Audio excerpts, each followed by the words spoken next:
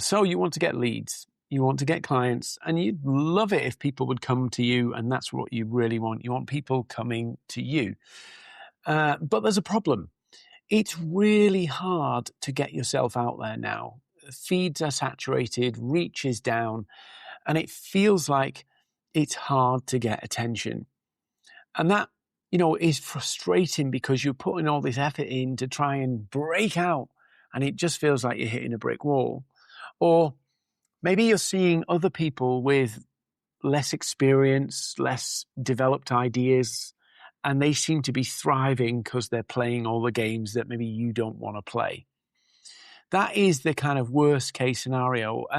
But it shouldn't be that way because of the way algorithms have become, because of the way social media operates. It's not the case that the best person, the most knowledgeable person, gets the attention. It should be that way. It should be the way that the people with the experience, the people with the big ideas, the people with the genuine stuff that can help should get the attention. But it doesn't work that way because of algorithms, because of feeds. And the problem comes is you're competing in that space. And so I want to share with you today about something that's going to help you actually get remembered or be remembered.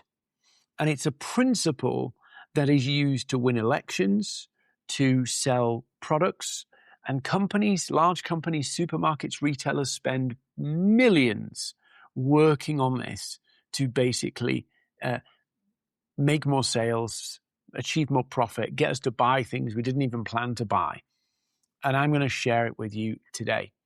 So most people who win in any marketing environment have got really comfortable with repetition, with consistently saying exactly the same thing. Politicians, brands, supermarkets, religious people, everybody you can think of, social movements, everything you think of, their success is found in repetition. And I'll give you some examples of this. And I share this one, and I'm not getting political, but if you look at election campaigns, you look at Donald Trump's 2024 win, Make America Great Again. He repeated that over and over and over again. If you look at 2019, Boris Johnson, Get Brexit Done, every campaign you see that's been successful has not been because they've got the best manifesto. It's not because they've got the best 39-page document or any of that. It comes down to whose message is simple enough to stick and whose message who's going to repeat that message over and over and over. And so when you look at that and you start to think about it, you go, hang on a minute, what's my message? And the interesting part about it is the slogan, shall we say, becomes attached to an outcome. So if you look at the Make America Great Again, and I know some of you will hate it, but if you can see past your politics here, you will see that it was actually a clever stroke of genius what they did with that phrase. So Make America Great Again is tapping into a feeling that some people have that America wasn't as good as it used to be. Yeah. And so that feeling, some people maybe have not done so well over the last few years, has basically been captured and wrapped up in a slogan. Now that slogan means things to different people, but it's a desire and it's a felt truth. It's a felt truth.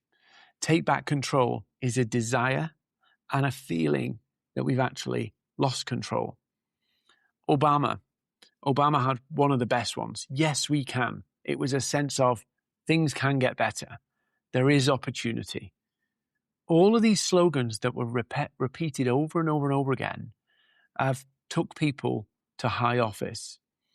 Just do it. I'm loving it.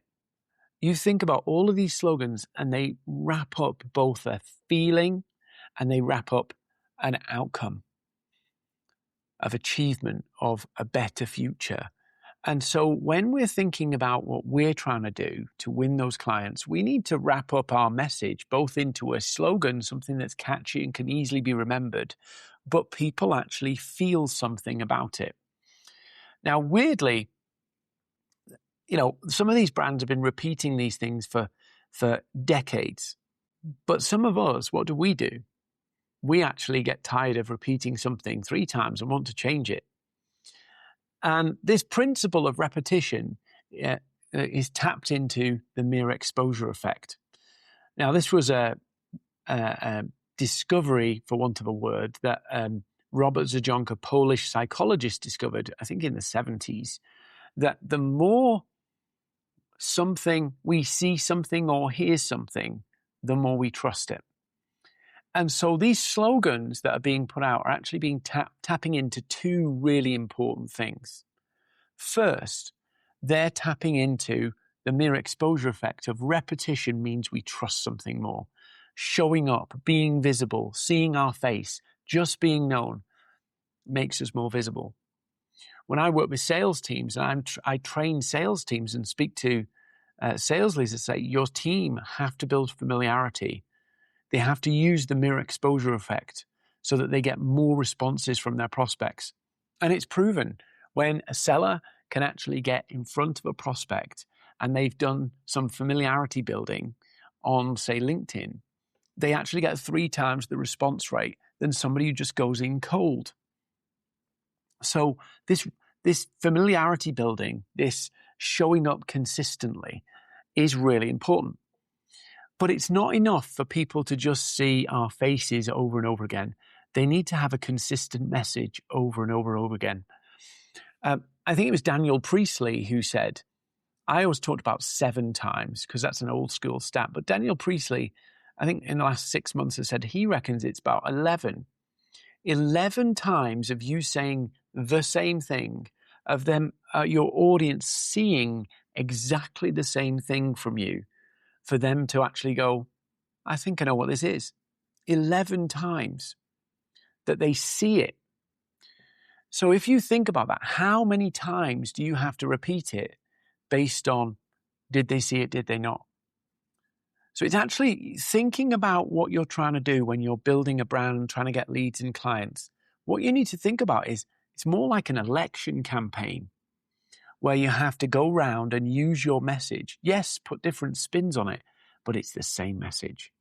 If you change your message, you go back to square one each time. So it's like you're resetting the clock. You're resetting the touch points. So the mere exposure effect and repetition basically makes you memorable, but people won't remember long, complex things because of the nature of social media and our attention spans. So we can't get lost in nuance.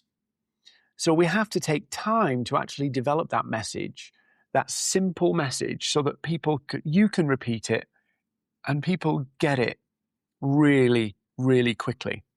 I was listening to a podcast the other day from Donald Miller. If you've never read any of Donald Miller's books, you should. StoryBrand is incredible. And in this podcast, he's talking about cognitive load. And I see this all the time on LinkedIn, that people share things and they have to think really hard to figure out what you're saying. Sometimes when I'm working with ChatGPT, it'll output something and it sounds really clever. And then when I try and actually understand what it said, I realize it's actually saying nothing. Like when you start to push against it, it collapses into nothing. Because the cognitive load went, that's complicated. Wow, that sounds clever. But actually the meaning has been lost. And cognitive load is where you require people to do too much thinking to understand what you've got to say. That's why every election that has ever been won in the Western world has been won by somebody who had a very simplistic message, a very clear message, a message that tapped into a hope and tapped into a fear. And it was repeated over and over and over again. So the cognitive load piece is maybe go and look at, and this is really interesting example. I'm doing this at the moment. Go into your LinkedIn profile or your social profiles, take a screenshot of it, go into ChatGPT and say, how much cognitive load is in this profile? Or how much cognitive load is in this message? And you know, when I get outreach messages, I look at my outreach messages that I receive and I go, what the hell are you talking about? And here's the reason why this happens. Why do we put out complicated messages that other people don't understand? Don't people see it and spot it? No, because what happens is when we see a message, we put our meanings onto the words. So optimize efficiency. It's a great word, but it's a great phrase. It sounds really clever, but what does it mean? Actually, when you push on it, it could mean a lot of things to a lot of people, but it could also mean nothing. And so what happens is we end up loading those words into our message. And because we know what we mean by that word, we presume that other people will pick up on the same meaning. And again, something that was really interesting to me is, I can't remember where I heard this, but it's a good saying. The saying is, I'm not just responsible for what I say, I'm responsible for what people understand. And when you think about that phrase, what do people understand? It changes the way you write, because what you will do is look through your message, look through what you're sharing and going, have I just loaded up a load of words here that I know what they mean, but other people looking at it from a different perspective would have no freaking clue. So the mistake we make is two things. One, going for more and more novelty, literally chopping and changing. Sometimes that's because we like variety, and sometimes it's because we think, oh, maybe that message isn't working. It takes time for a message to work. It takes time to become known for something. It takes 11 times of somebody seeing something to figure out that's what you do.